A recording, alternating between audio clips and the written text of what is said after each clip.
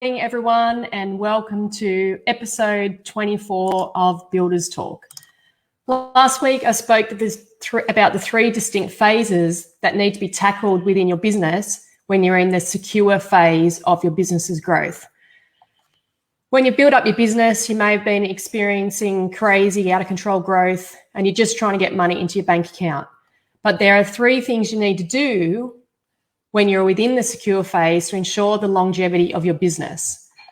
You need to tighten up the efficiency of your business, you need to secure the right systems and processes, and you need to nail down what your business can give you.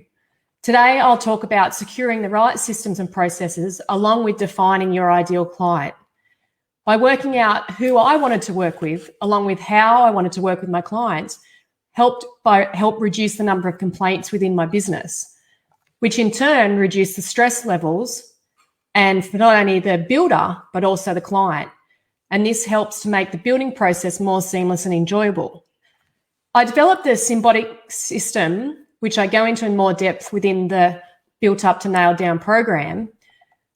But at a higher level, it teaches about the different types of relationships that you can develop with your clients. If you've ever heard of a symbiotic relationship, which normally occurs in nature, I work through the same type of relationships within, the client builder realm.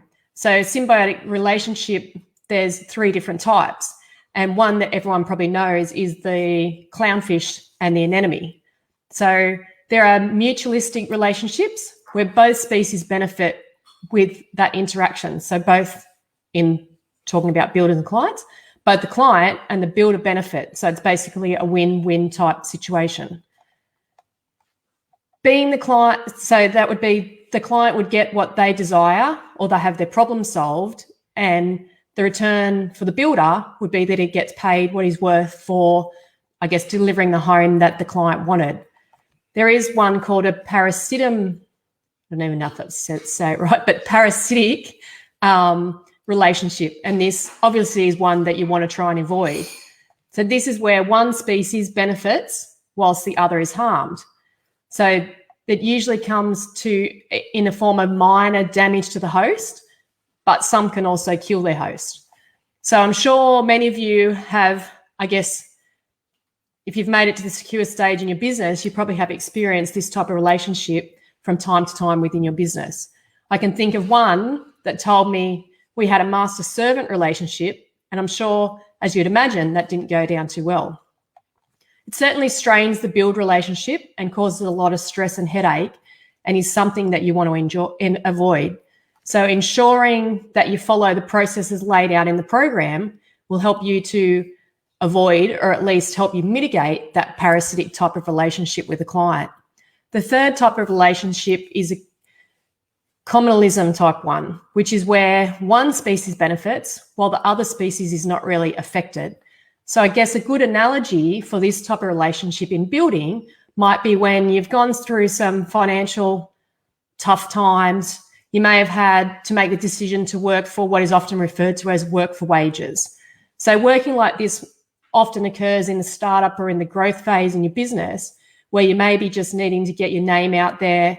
You might offer to do work for someone with minimal profit to get a portfolio of work together to be able to have some references and that photos to be able to show clients and sort of build up a reputation when you've just started your business. So getting this symbiotic relationship right with your clients from the start is the key, so that you end up with the mutualistic relationship as opposed to the parasitic one, which is the worst type of relationship. So developing a relationship early on in the client cycle is important also to help you to be able to extract and secure your client. It's important to learn the techniques to convert your ideal client and to take them out of the buyer's circle. I've spoken before about getting your clients to leave the buying cycle, and you want them to have, early on in the process, made a decision to choose you as their preferred builder. So there are several sales methods to get your client to start making commitments with you. You want to get them used to saying yes. Have you ever been to a conference or a seminar where they keep asking the audience questions that, and they want you to say yes? So they, frame a question that gets you to start maybe nodding your head. You keep agreeing with them. They might be saying something and you're sitting there going, yes, that's how I feel. Or yes, I understand that thing. So there is a method to the madness, and you want to get your clients used to saying yes. There is, I guess, a psychological response in action here. It is important, and I understand we all hate selling, but selling is the lifeline of our business. Without people saying yes, we have no cash flow in our business. So therefore, it is imperative to learn some useful techniques, and techniques that'll keep you out of having to, I guess, have those awkward sales conversations. These were, I guess, some of the foundations that I had built into my business that helped get my business the consistent cash flow that we currently are experiencing within the business, along with implementing the right systems and processes. So the right processes can represent a 10-fold increase in your business's efficiency. And I call this the Richter effect. The Richter magnitude of an earthquake is determined from a logarithm of the amplitudes of the waves. And we want to be able to amplify the waves within our business to get that 10-fold increase. And the best way to increase the profits in the business is to put in the systems that allow you to scale and not to just grow in your business. You want systems and processes that will give you that magnification. And there is a difference between growth and scaling. So growth is usually where your business grows, but your overheads grow at the same rate. So therefore, you're not necessarily giving you any benefit for the additional stress that may come with that growth.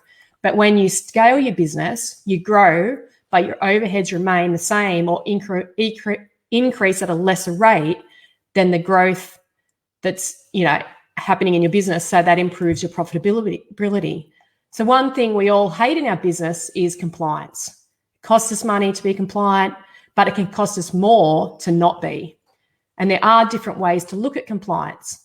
Compliance is put into place to help improve a process that may have been costly to someone, the industry, the client, the government, the builder. And it may seem counterintuitive to have to comply. But after the initial shock of, oh my God, more red tape, this is going to cost me this much money, you may find that the compliance that you may fight against or push back on may save you.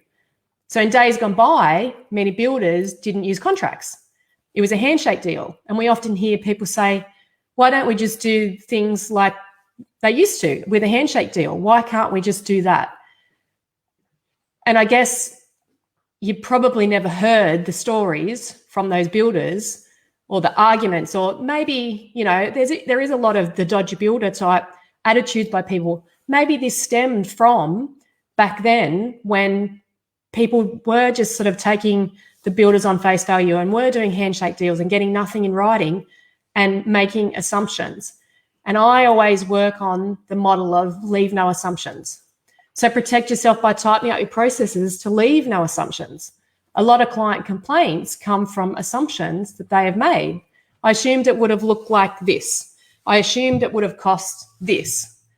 So getting the red tape rules right, it will reduce stress. It will give you more money, and it will reduce litigation, along with reducing the mistakes that are made by not only your employees, but your tradespeople as well. So the less you leave them to assume, the better off you will be. I had an argument with my husband just the last week in relation to some dimensions he adjusted on a floor plan. The office girl added up the string of dimensions and they didn't add up to what the outside dimensions were. So she adjusted the dimensions that she thought he'd worked out wrong. When I asked him about it, he said, you shouldn't just change it, but he didn't indicate that he actually wanted to move a wall over by 120 mil. So he said that they should have rung and not just changed it. And I said, yeah, that's fair enough. But why would you just not write or indicate, push this wall over 120 mil, which would then obviously change the dimensions to add up to the right thing? And I said to him, it saves you time and it saves them time, because they sit there and they're trying to think, well, why has he got this wrong? Has he just added up wrong? Do I need to change something? I don't know. So, they spend that time sitting there trying to work out what's wrong or what's wrong with it. They maybe do call the builder on site, but then the builder gets the shits because he's in the middle of doing something and he doesn't want to have to deal with it. So instead of just, indicating move the wall over, it needs to be here, everyone would have just done that, no arguments, done within 10 minutes, rather than the arguments and the stress and the people trying to assume what someone wanted. So just make it clear, make it so someone doesn't have to take the time to assume anything other than what you want done. Ensure that your compliance and your paperwork and your communication to your client is clear and that they can make no assumptions. It helps increase your credibility and goes a long way to being known as an expert in your field. Credibility helps you convert prospective clients into clients. When you're able to prove to clients that your business is professional, by the way you act, the way you present your business, the information that you communicate, and understanding the ways to communicate and what you need to present to clients goes a long way to increase your credibility with that client, which in turn also gives you the ability to prove the true value of what you're offering them. So you want to be able to charge a premium price and be placed on that. I've spoken about the upper level of Westfield before. You want to be on that upper level of Westfield with the Sass & Buy and the Gucci, as opposed to, instead of fighting for the cheapest, commodity type businesses at the lower levels like the Coles and the dollar discount shops. So the next thing you want to secure in the secure phase of business growth is your cash. You previously, maybe haven't been having a watchful eye over the cash in your business in the previous two growth stages. You may not have been keeping up with your taxes. You mightn't have been paying GST. You might have a debt that you've been paying off. We often, in the startup and growth phase, we're too busy with our head down doing the work that we become lax with our cash. But we started the business usually for the cash, the ability to make more cash, the ability to take time off because of the cash that we have, the ability to work our own hours. One thing that we forget about is keeping an eye on our cash. We get lulled into a false sense of security as we have cash pumping through our accounts like you've never had before. We deal with large amounts of money.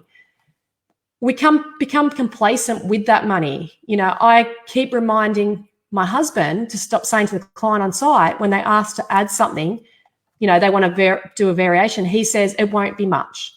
But his won't be much is thousands of dollars, but the client's won't be much is only hundreds of dollars, because we deal in such big figures compared to what the client is used to dealing with. So it happened just the other day. A client asked for sound insulation to be installed in the wall between the main bedroom and the living area. He said, it won't be much. And the price, I think, was about $600. And the reply was, did you make a mistake? You said it wouldn't be much. And, in my head, well, it's not much. It's, $600. But what we need to realize is, because we do deal in such large numbers, we don't have, the clients don't have the ability to be able to earn extra money. We do. If we need to get a new fridge, for example, we can probably just work an extra day, and get the money. But our clients that are employees, they don't have the ability to earn the extra money. It can take them months to save up the money. We have to be sympathetic to our clients' needs and not just ours. Often clients ask for variations, and there may be something that is what we deem unimportant at this stage of the build. For example, they might want to add a driveway and you're only just enclosing the home. To you, this is not a critical decision that needs to be made now, but to the client who needs to find the money or save the money, the decision to them and that price is critical. So we have to not just think about our critical pathways, but also the clients. These are the types of communications that frustrate the clients. How many times do you get an email saying, I'm still waiting for that price? You keep putting them off because you're too busy and you think it's not important. And then eventually they'll stop asking you and they don't get the additional work done. They start to become untrustworthy of you, and you start to lose your credibility that you've built up at the beginning of the relationship. I've spoke previously about the additional money that variations can add to your business. And also a lot of clients won't spend more money with you till you can prove that you are doing what you said you would when you started with them. Till you can prove that they are happy with the work that you are doing. Knowing what additional works that client may want can add a substantial amount of money into your business and usually at a better profit margin. So when you keep an eye on the cash in your business and using what I call the Odner formula, it helps you plan better in your business. It helps you forecast the money coming into your business. It helps you see the low points before you actually hit those low points, so that, you know, it gives you the ability to forecast and keep your business's cash flow consistent. So by securing the business and using the right systems and processes, along with defining your ideal client, will reduce the complaints and increase your credibility, portraying you as the expert in the field of building. All of these help with the foundations of creating that consistent cash flow.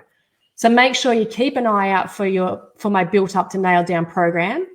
That is for builders moving from the growth phase into the secure phase in their business.